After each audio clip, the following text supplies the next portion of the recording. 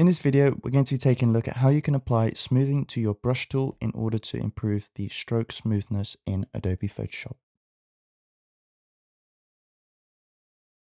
Great, so I have Photoshop open. I've just got a very simple background on an empty canvas. And what we're going to do to start off with is locate the brush tool. So the brush tool is on the left-hand toolbar here. And as you can see, it's just above the clone stamp tool. We did do a video on the clone stamp tool earlier, so do check that out if you missed it. And as you can see, the shortcut to the brush tool itself is B. So this is just the key B on your keyboard, and this applies to both Windows and Mac. So once you have the brush tool selected, as you can see, your cursor has now changed. So first of all, why might we want to actually apply smoothing to our brush strokes? Well, if I just draw using the brush tool at the moment, as you can see, the movement is very rigid. So wherever my cursor moves, it is going to draw and place something there. So we get some edges here which are quite harsh, and sometimes you might just want to create a smoother line. So I'm just going to press Command and Z to undo that quickly, or Control and Z for Windows.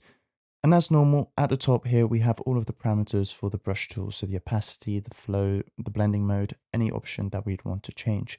But one of the options that we also have is smoothing. Now, as you can see, mine is currently grayed out, and that might be the case with you too. And this is because we've actually got to tell Photoshop that we want to apply smoothing to our brush strokes. So in order to do that, what we have to do is go to Window and make sure that brush settings is checked. And then on the right hand side here, as you can see, we've now got a new window which is specifically for brush settings. And on the left hand side, we have a variety of parameters that we can change in order to customize our brush. And one of the options, as you can see, second from bottom, is smoothing. And all you have to do is make sure there is a tick next to that. And then as you can see in the top, our smoothing option should now be enabled. So I'm just going to quickly close on this window. As you can see, smoothing is currently set to 100%. So what we had before is it was set to 0%. If you want to change this value, one of the ways you can do that is just hover over the word smoothing. And as you can see, your cursor changes to a hand with two arrows pointing right and left. All you have to do is hold your left mouse key and drag to the right if you want to increase it. It's already set to 100%, which is the maximum. Or go to the left in order to decrease it. Or you can just stop anywhere in the middle to get a variety. So with smoothing set to 0%, as you can see, it's going to create a very rigid line.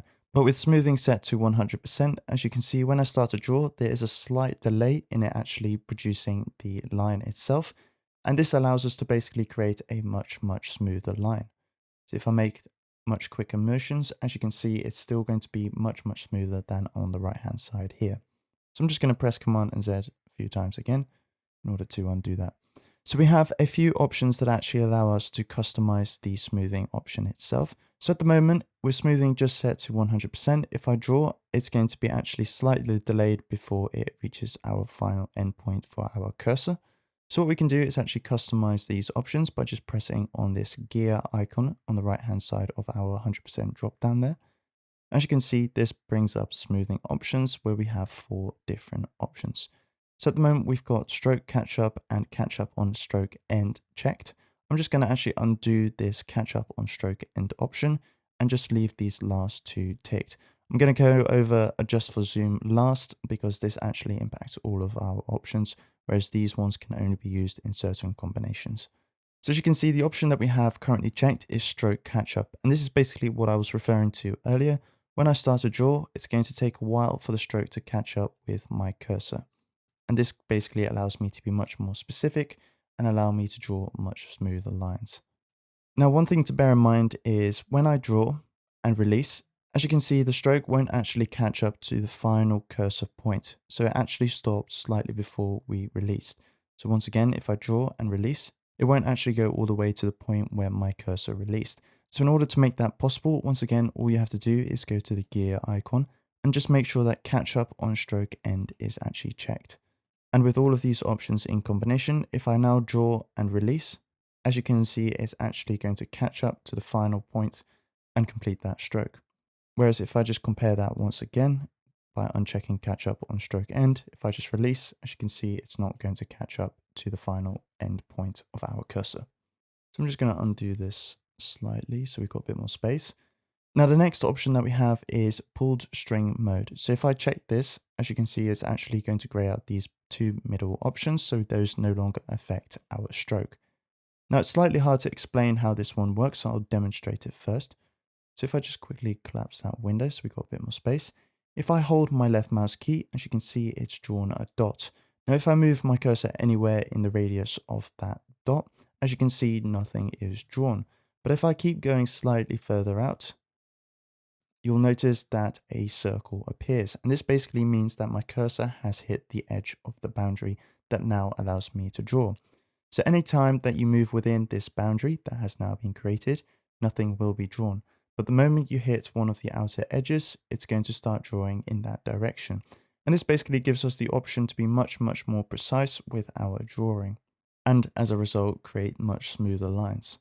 So as you can see, I can just start to draw. And even though that my cursor is moving much further, the line itself, or the stroke that we've created, isn't actually making as harsh a turn.